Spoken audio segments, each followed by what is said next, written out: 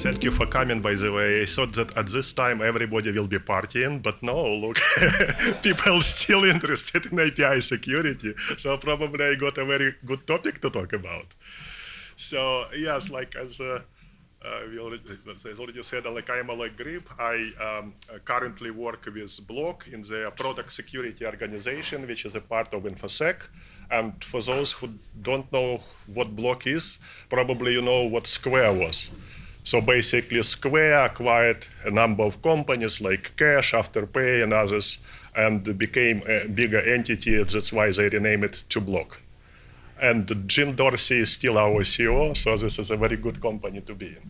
It's very innovative, very engineering, and highly recommended. So before Block, I worked in Visa for 5 years, almost 5 years, as a chief security architect, doing interesting stuff in cryptography and in IAM. And then before Visa, I worked in Samsung, leading their Arctic Cloud startup security team. And it was probably the most interesting work for me because I had a chance to run, to build security program from scratch with minimal resources. And when I will talk about experience of automating API security 10 years back, this is about those times. And probably like people who work for small companies will take some kind of experience and use it in their companies, but because I think it's still applicable. And before Samsung, I worked for Intuit, again in different security roles, security engineer, security architect, acting AppSec director for 7 years. So that's all about me, but you can find more details at LinkedIn. Yeah, and the last fact, I'm a frequent LASCON goer. I like this conference very much. I was going here every year since 2012. Then COVID happened, and of course I stopped going for like 3 years. And now I'm back, and I'm very glad to see you all and to reconnect with old friends I met. Thank you for coming again.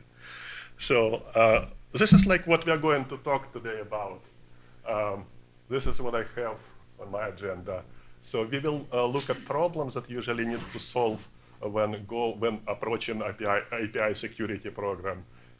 I will talk a little bit about this experience 10 years ago, and then I will compare with what we have now, so you can feel the progress and what has changed, and what probably you can use in your organization.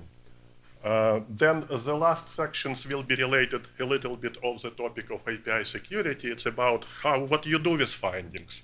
So you have findings, now what?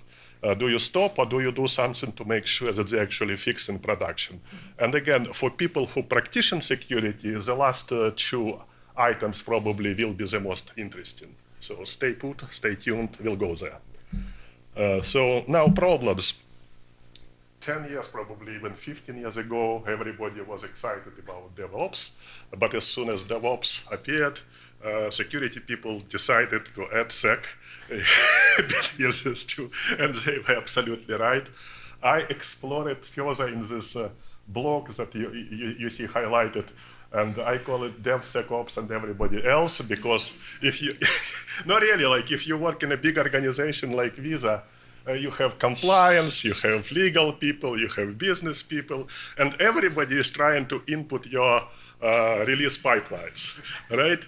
And like you really need to get everyone on board in big organization to make sure that you can smoothly and be fast at DevOps speed. And it's like very difficult in a big organization. Then non-deterministic testing results. What I mean by this? So software engineers create test cases by using those assert statements, right? And then QA is running them, and if assertion is false, then it's clear that this is a bug, needs to be fixed, end of the story. In security, you're running tools, you're having a lot of findings, but are they real or not? You don't know until you take a look at them. This is how it works. This is what I call non-deterministic, and it's very difficult to address this in automated manner. And false positives are related to that. And because of that, full automation is hardly possible, and it's usually a hybrid of automated tools that you would need to run, and then some kind of manual triage to make sure that whatever you report into product development team is not garbage. Then some technical issues, like in web application space, it's typical to use spidering or crawling. You start with home page, then these automated tools will find all the links and test them. You cannot do it in API. There is no such a thing as crawling in API. So you need to be very specific. You need to tell your scanner what to scan. You need to tell your scanner what authentication method to use. You need to tell your scanner what your payload is exactly. And if you don't address any of that, your scanning probably will not be very useful. Comes with this various authentication method. In web world, it's still like very much user ID and password. In API, I've seen different authentication methods. Some of them adherent to standards, some are not. And actually, like in all companies that I work for, big or small, authentications method for APIs were different and were mostly proprietary. So you need to deal with this somehow if you want to automate anything. And I already said about this, you need to know the exact message structure to pass validation. Because like if you stop at input validation, again, it's not very useful. All right. And finally, everybody likes cartoons, so I decided to add mine as well. So this is the biggest problem, by the way, I think, human factor. So you're running tools, and again, this is like this is a true story. This is what happened, like in my life, right?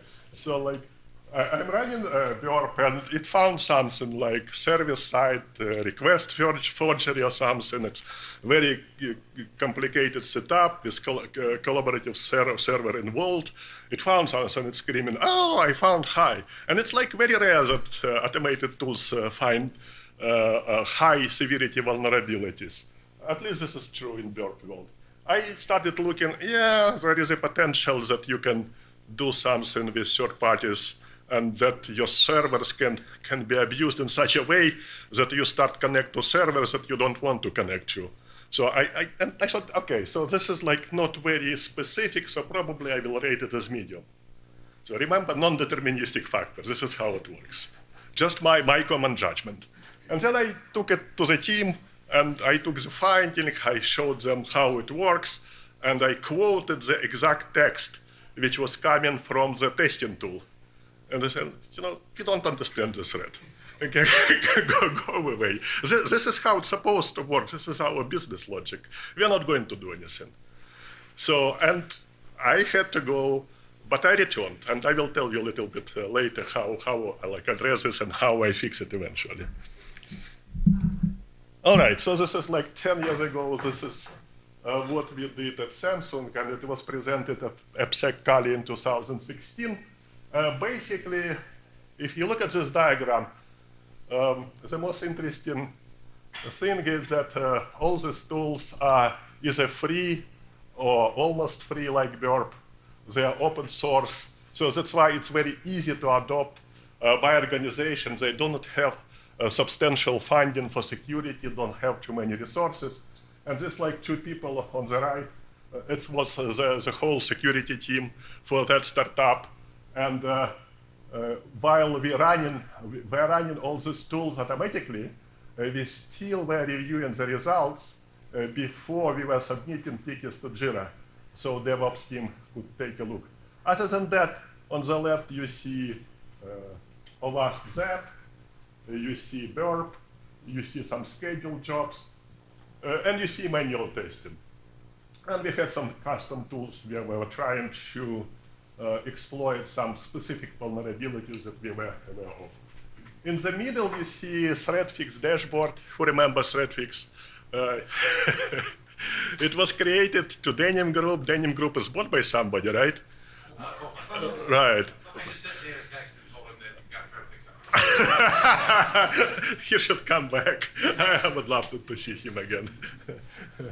So like we like participated in actually developing this tool a little bit to improve it. But in general, it was a very good tool in my view for this kind of use case, for this kind of scenario. And then after we had all this vulnerability in threat fix, we would review them manually, and if you think that it's valid, we would pass them to DevOps team and start working with them on remediation.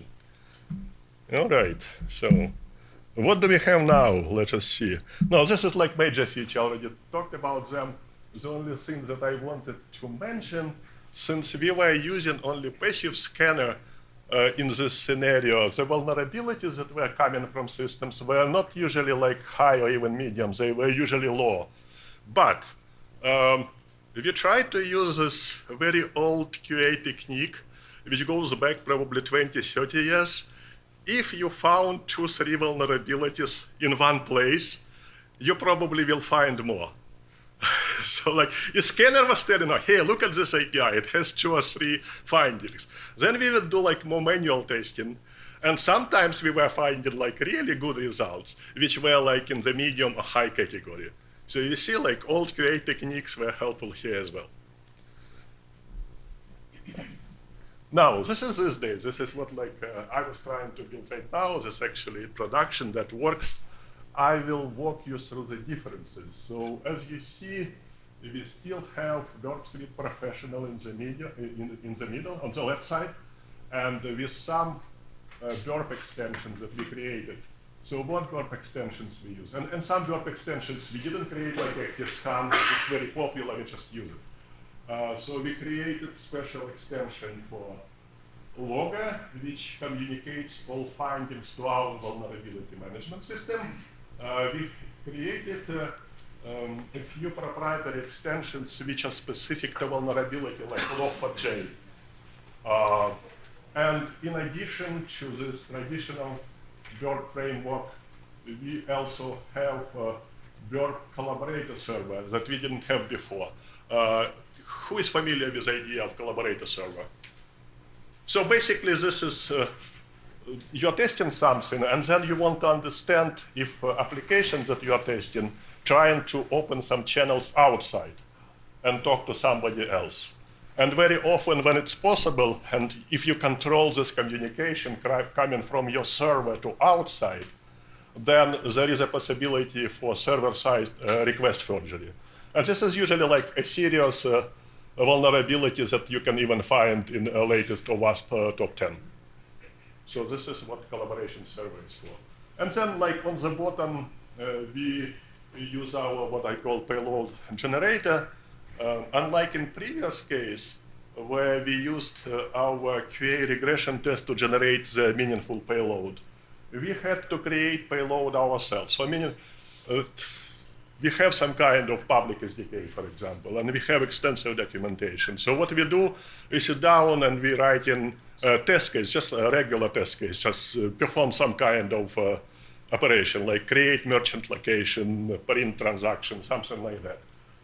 And after this is done, it was written in Python, we would put it through the proxy, and Burp would be listening on the proxy, analyzing the traffic, and engage ActiveScan. ActiveScan is not just passive, like in previous case. ActiveScan would do different kind of injections, trying to find out if you have any security problems. So this is changes like I listed here. Let me see what's the most important here. Yeah, let's just talk about this ActiveScan. While this idea of doing active scanning automatically is good, in general, there are some problems because it works only if you don't change the state of your system. Let me give you an example to be more specific. For example, you have merchant locations and you want to print transaction for this location, and then you run operation like delete location, right? And then what? The first one, the active scan, first injection will work, everything is okay, but the next one will just return 404 because this location doesn't exist. So I don't know how addressed. I probably like somebody will come up with a solution, but in my view, this port swigger guys would need to come up with some kind of callback saying, okay, first injection is done, now do something to restore the state, and after that we'll continue testing. I didn't see anything like that. Probably it's a good idea for them to implement.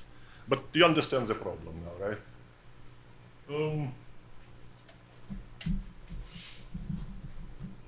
Yeah, and yet another interesting thing related to reporting. Like as I mentioned, you don't want to report garbage to product development teams, otherwise they will stop talking to you. So what we very fast, and it will happen very fast, believe me. All my stories are true. I'm not theoretic here, like I am practical. So what we did, we still like sent all these findings to our vulnerability management system. Thanks God is very capable and it can handle any load, reasonable load. But then but they're like invisible by default for product development teams. So after that, we review them. And if we see that it's a valid one, we make them visible. And at this point, people in product development will get engaged, ask questions, and we will work with them on remediation. So this is yet another interesting feature that we implemented here. This is like my prediction. What will happen in the next 10 years and what problems we need to think about if we want to implement a comprehensive API security framework. Manual testing is not scalable, it's obvious, because the number of API grows.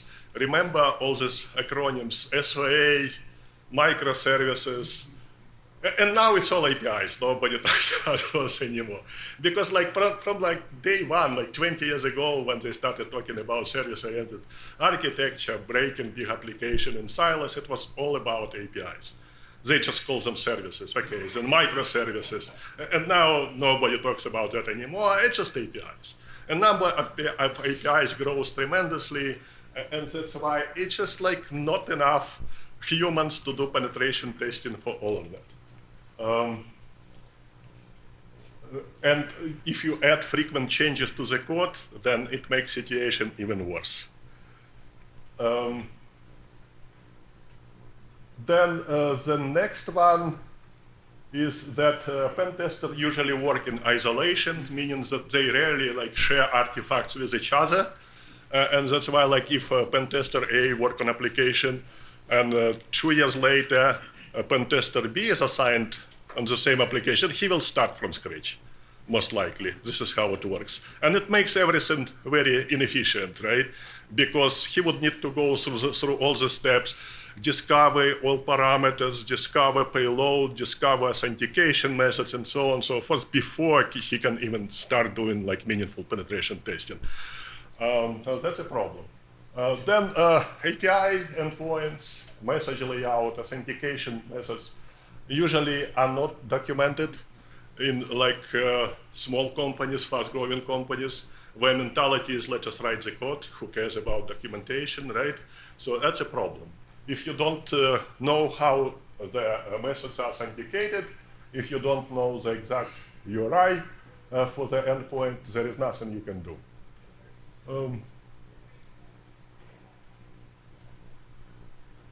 And discovery. Discovery is a problem as well. So documents are not very good. When you try to do it automatically, you will find very fast that we have a number of players in the space, but it's still a gray area and it's not addressed very well.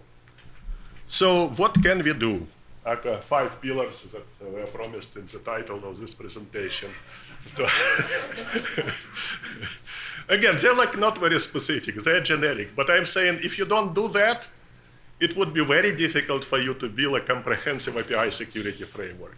So the first one, I already talked about it, API discovery, right? If you don't know your interfaces, then you don't know what to test, end of the story, there is nothing to do. Then when you implemented some kind of API discovery, automatic, semi-automatic, doesn't matter, you need to create inventory because all these artifacts that you found needs to be stored somewhere, obviously, right? That's why you need inventory. And then when you have discovery and inventory implemented, you can think about the second step. You need to have some kind of templates that can be used for creating a specific test easily. And you need to think about the tools that will be running those templates to execute them in some kind of schedule manner, in demand manner, whatever you want to do. And finally, collaborative framework that I already touched based on.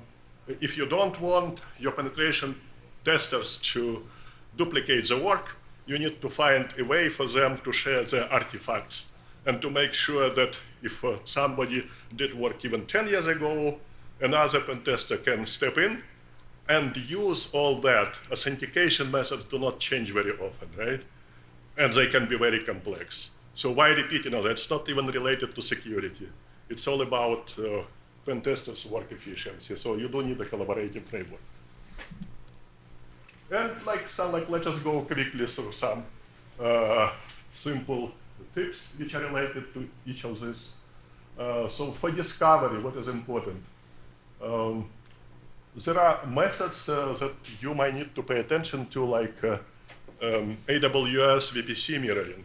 It's a relatively new feature, and from API discovery point of view, it definitely has a value. Because if you can mirror all traffic which is related to VPC where your logic run, then you can run some scripts, create some scripts that will uncover APIs, payloads, and everything you want. The problem with that is that all those communications are usually protected by TLS, so you need to do more jumping through the hoops.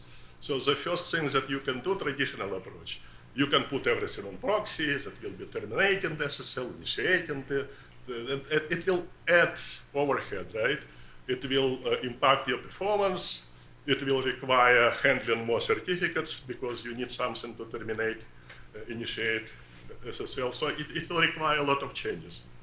But there are some companies with innovative approach that can decrypt that TLS traffic without proxies. And I'll talk briefly about one of them. So what they do, they just trying to uncover ephemeral TLS key in memory using their magic. And after this is done, they can decrypt the traffic. And finally, when you do manual testing, instead of losing all the history, you can integrate that manual testing with your discovery tool. So if you're testing some URL with some payload, all of that is recorded somewhere and can be easily reused next time. And again, I'll talk about at least one company who is doing exactly that. So inventory tips. Again, I put some obvious items that you might want to have in your inventory. This is name, what it is, endpoint, date of discovery, authentication type. You definitely need to have requested response if you want to generate your test automatically. The next one is sometimes people missing that. You need to consider the sensitivity of data that API deals with, data security levels, right? So if your data security levels are high, then all vulnerabilities which are coming with this API probably should be prioritized. And that's why it's important to have this information as well. Then you need to mention if it's documented and undocumented. If it's documented, it's nice to have a reference, so you can always go to this document and check it out. Then deprecated, not deprecated, when it was tested, planned URL date, and all prior reports covering testing for this API. This is what I come up with. Probably I missed something, I don't know, but this is what comes to my mind. Templates, I already talked about them, but want to elaborate here a bit. So what's important in templates is probably to have one or few templates for each vulnerability category, right? And they need to be structured in such a way that they could be easily modifiable. And if they have these positions in BERT terminology that needs to be replaced during the testing, you need to think about different methods about how you can fill those positions, the request before you run your specific test. And all these methods that, again, that you can find in BERT, like battery run, pitchfork, cluster, all of that should be supported to make sure that your templates are flexible enough and can adapt to the situation that you want to test. And again, it needs to be easily modifiable, and you should be able to create your specific text fast when you have a template. And again, when you have templates, then you need to test it. And the minimum requirements for testing tools, in my view, they should be able to search API metadata and extract the necessary endpoints that you want to test from inventory. They can they should be able to find this inventory point by API name or something. And running an attack using these methods that were described in the previous slide from the template. And finally, collaborative framework, a few tips. Again, as I mentioned, the major idea here is that you finally should make sure that your penetration testers are not just isolated individuals, but work as a team, share the data, and even without sharing the data, if somebody comes to the retesting of application that was tested 10 years ago, they should be able to start from something that has been already created before and not from scratch.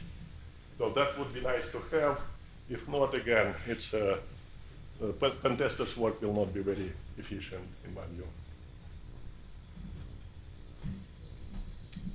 So this is like what I promised, and I want to talk about new and not so new players that you should probably take a look at to understand how they approach API security.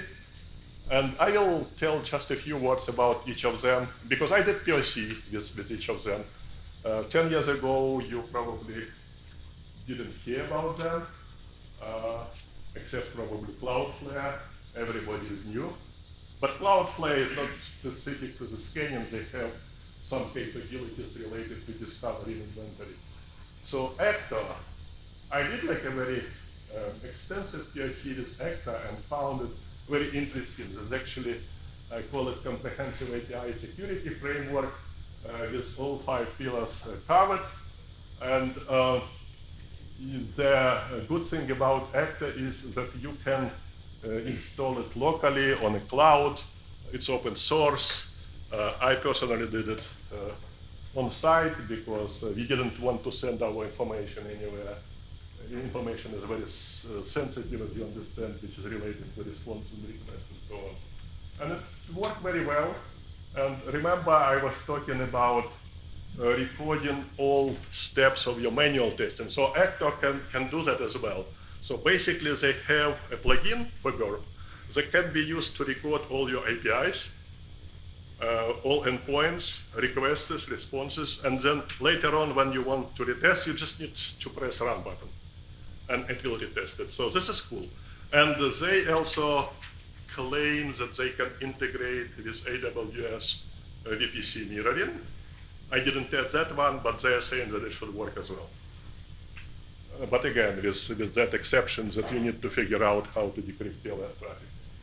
Liva is another interesting company. They cover in all these aspects as well.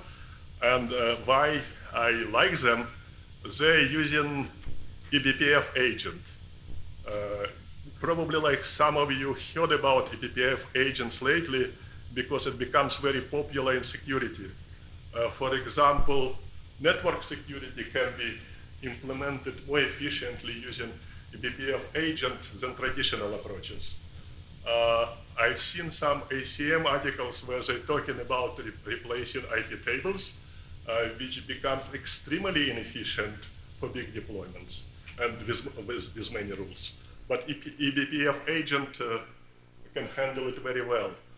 So the way how it works, instead of like building proxy or like decrypting TLS traffic, it's simply sitting somewhere close to the kernel and listening on all syscalls on Linux kernel, and when it like deciphers this data, trying to understand if it's related to API calls or not. And these guys are claiming they can detect both inbound and outbound APIs, which is very cool. So you just need to deploy these agents to each node that you want to monitor.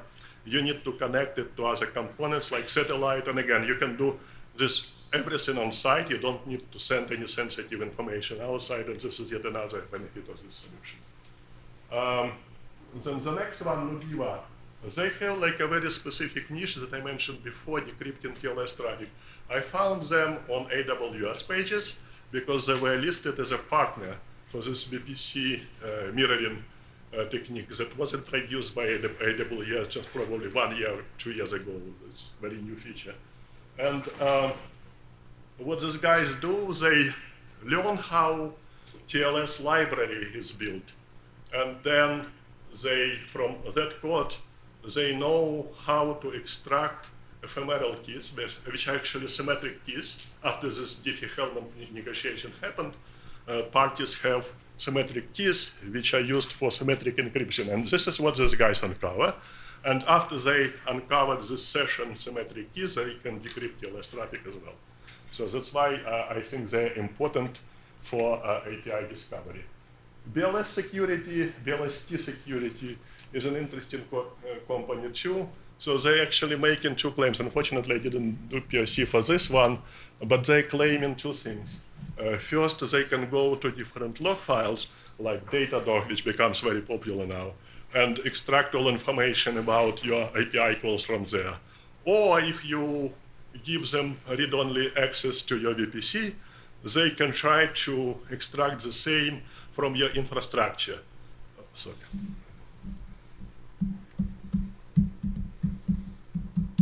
Security. I don't know what I need to do.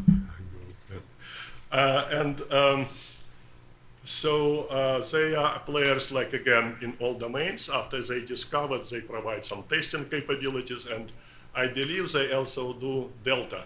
If something is changing in your API, they will tell you what is changing and how. And finally, Cloudflare. Again, you should check, if you're interested in API security, you should check their latest product, API Shield. It's called, it's just like recently released. And in the scope of this project, you can utilize their machine learning logic to learn about all your APIs exposed through the CDN and Cloudflare layer. So this is like yet another way how you can discover.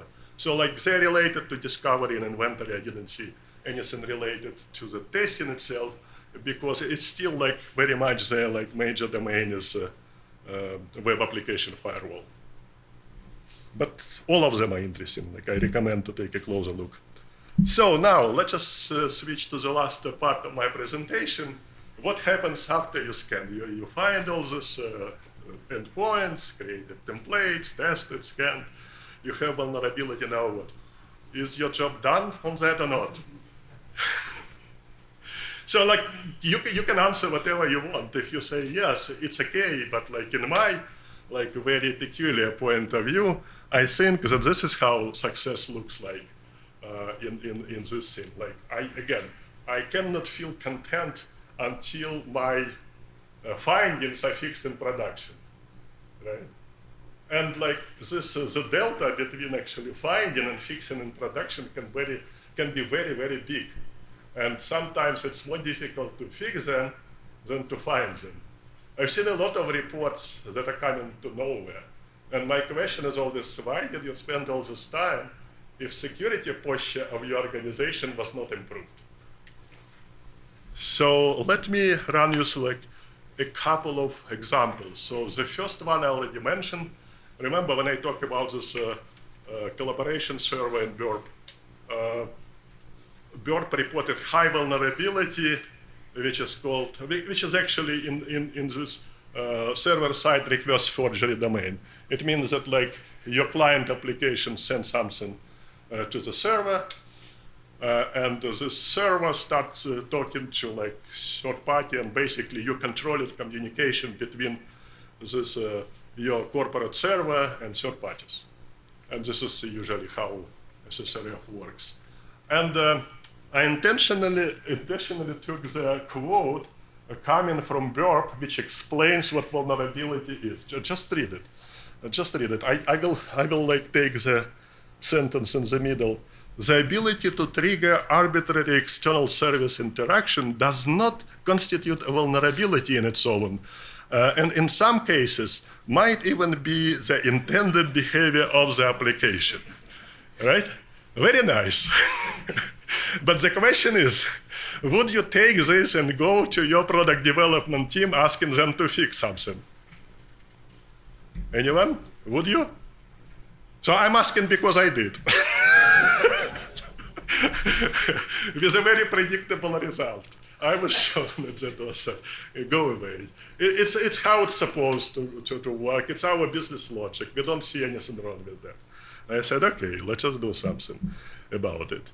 So general approach here, let's just do some kind more specific and less abstract story with some measurable impact. Then might convince your developers to actually do something about this. In this particular case, this is POC that I created. So you have like 4 major components here. The ones in the middle, this is application talking to Lambda created by developers, and Lambda is doing communication to all third parties. So what I added to this situation, 2 boxes, one on the left and one on the right. The left one generates payload, but a lot of that. It's just like not a very powerful box in AWS and generates probably 7,000, 10,000 concurrent connections, opens like concurrent HTTP connection. And I could do more, but it just was dying after 10,000.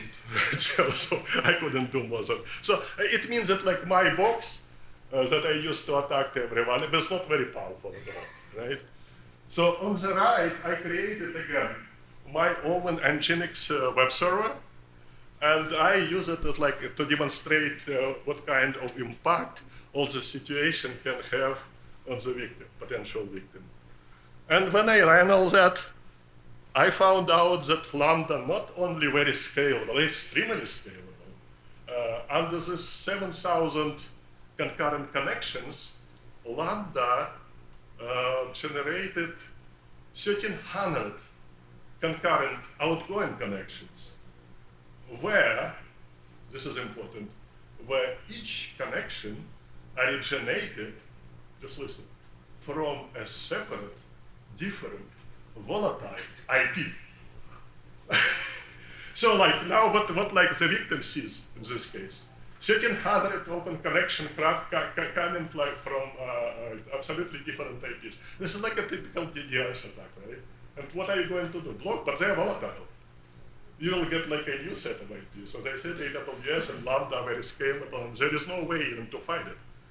And then I went to this Nginx log file and generated 2 tables. So the first one is response time of the server before the attack, and you see that it's all like below 1 second.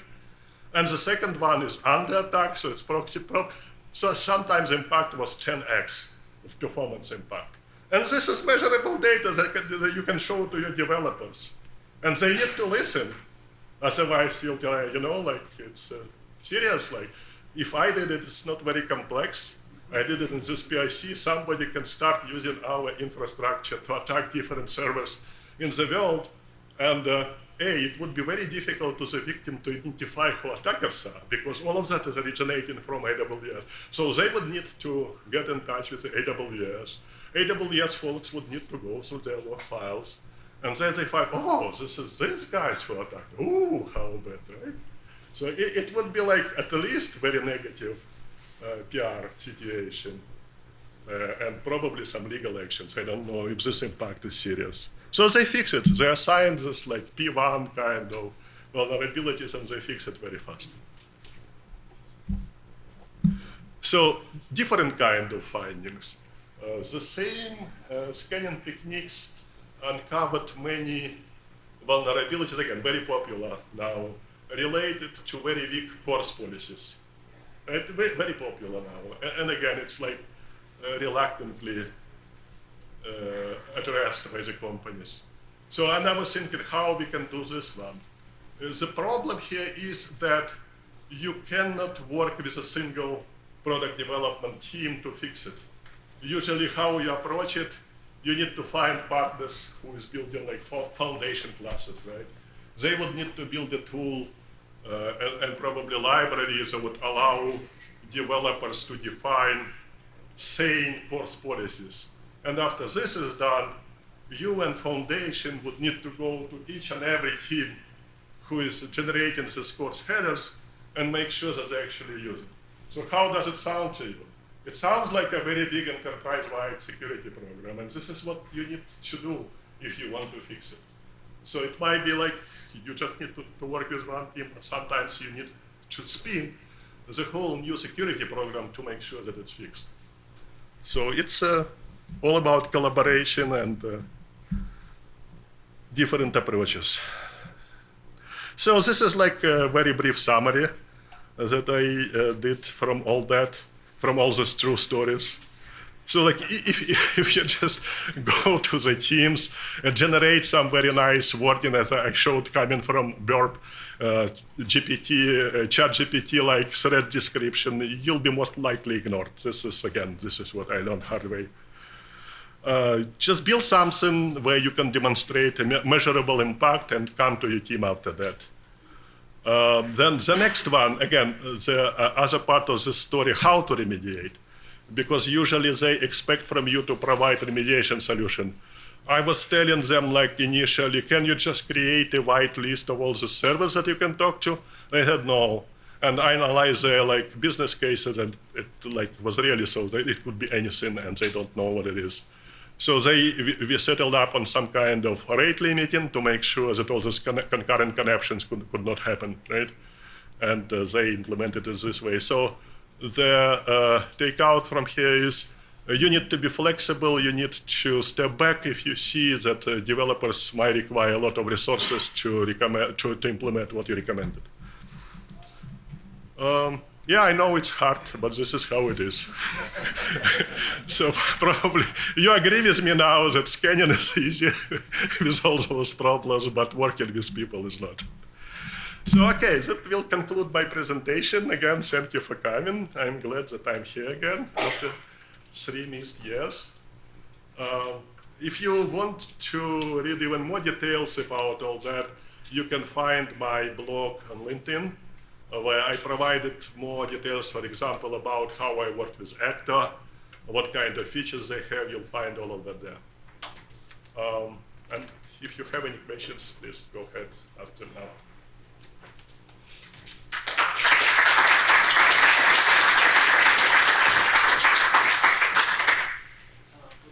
You talked a lot about API testing, right? How important it is for the pen testers to know the business logic? Because pen testers should not work in silo. If you have been working as a pen tester for an application, let's say it follows a certain specification to meet a business requirement, from multiple APIs, they're just going to test with something that they know, but the actual business logic behind it is many times missing. Yeah, it's a very good question, and I would say business logic is everything, for many reasons. First of all, you will not be, you see, like I was talking a lot about generating meaningful payload for APIs. You will not be able to do that if you don't know business logic. And like when we were writing this payload generator with valid messages and valid sequence of calls, it's not only about valid singular message. You need to do like, for example, you're calling again, as in my example, you need to print transaction for location, but you don't have a location, right? It's different calls, so you need to create location first, then you need to run transactions, right? So this is a business logic that you need to understand. And the second one, it's important to understand business logic because the severities that you assign will depend on it. You need to understand what consequences this vulnerability might have from business point of view. For example, can it bring down the whole business line? Or can it bring down the whole like ecosystem, right? And if it does, then of course you want to cry that this is critical, it needs to be fixed right away. So this is like two things that like I am thinking where you do need to know business logic when you do your, otherwise again, it's just, simplistic approach. Oh, you have some URL, let's just fuzz it. Just take Google fuzzing database. Okay, it's not going to give you much. You're not testing business logic. You're just scratching the surface. And probably you'll find something, but you will never find more valuable vulnerabilities, like, for example, the ones related to authorization, right? Because rules, authorization rules may be very complex and they definitely belong to the domain of business logic. who has access and who doesn't have access. So yes, like short answer is yes. You need to understand. You need to understand the business logic. How do you handle the authorization issues in that? How Handle authorization issues. again, there is no like a prescription because it's very individual application. Right. You need to understand what category of users you have, what kind of rights you have, how those rights are enforced, right? And only after that you can write some specific pen tests which will be related to your specific organization-bound use cases. There is no anything universal here. And then again, returning to the first question, that's why you need to understand business logic. Compared to Postman, how these tools are? Postman, like you like really need to read this description of. You've seen that this is like Burp Suite centric, and like if you go and read about it, you will understand that it's absolutely different kind of tools. Postman is just like sending a HTTP client, right? Here you have a lot of tools to run attacks. Like for example, this active scan extension, which is available in Pro version only. It allows you to do active scanning, means that it allows to change your original traffic to find vulnerabilities. Postman is not going to do it.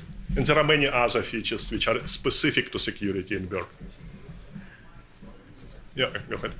For your business logic, have you been able to talk to your monitoring team that's doing the synthetic monitoring, looking for the SLAs from the business service side, and then kind of use that business logic from the synthetic tests as a starting point for your security tests? You're talking about the specific SSRF test or about? No, just like any test for the business logic. Oh, okay. Yeah, because I'm sure you have synthetic monitoring in place.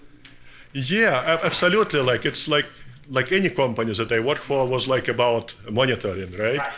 And one of the way to convince teams to do anything to show them a significant deviation from SLAs. Right. It is a valid approach. Yes. Agree. Because almost none of the security talks will ever mention a performance monitoring. No. It's like again, performance should be like in the focus. It's not only about authentication, authorization. Performance is important because, like, if you don't address performance, I've seen situation. Again, I'm not going to talk about details because I'm not if they're public. But it was a pure performance issue when the whole business went down, right? Because again, because of security tools were not implemented correctly. And it resulted in some kind of networking issue. So it's not even an application issue. At network level, all requests were denied.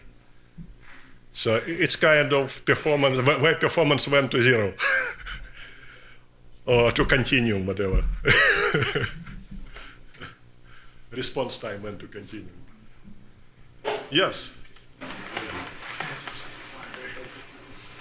All right. Any other questions? Don't you think it will take a lot of time to, create patterns? I mean, like the automations and all of that, because you need to first find a pattern in your whole organization, like which team is doing like what. I mean, one team, like let's take for example, like the same SSRF example. You created the whole automation, like you created your POC, you presented it. Now everyone has fixed it. Now moving to the next one, again, the whole process starts again. You have to start finding patterns, like who's doing what. So, isn't this going to take a lot of time to develop the whole automation?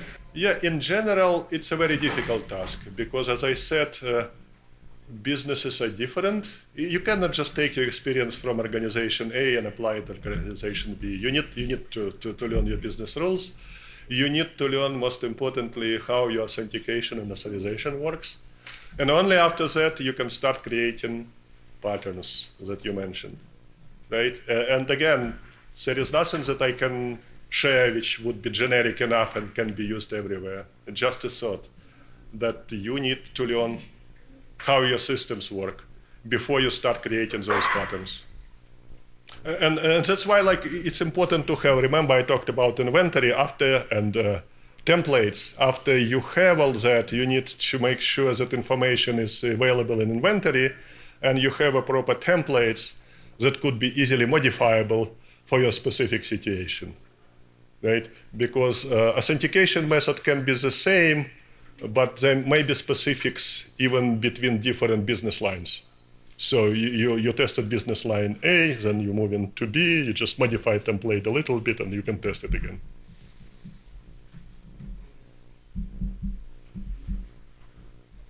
So yeah, like in general, while like it's cool to think that we can automate everything, it's not true.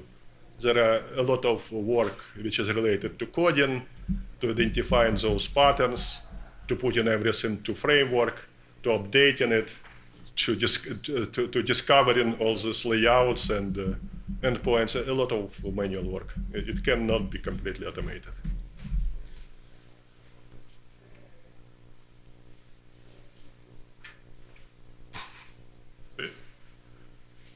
Party time? Okay, I'll see you all around. Thank you for coming again.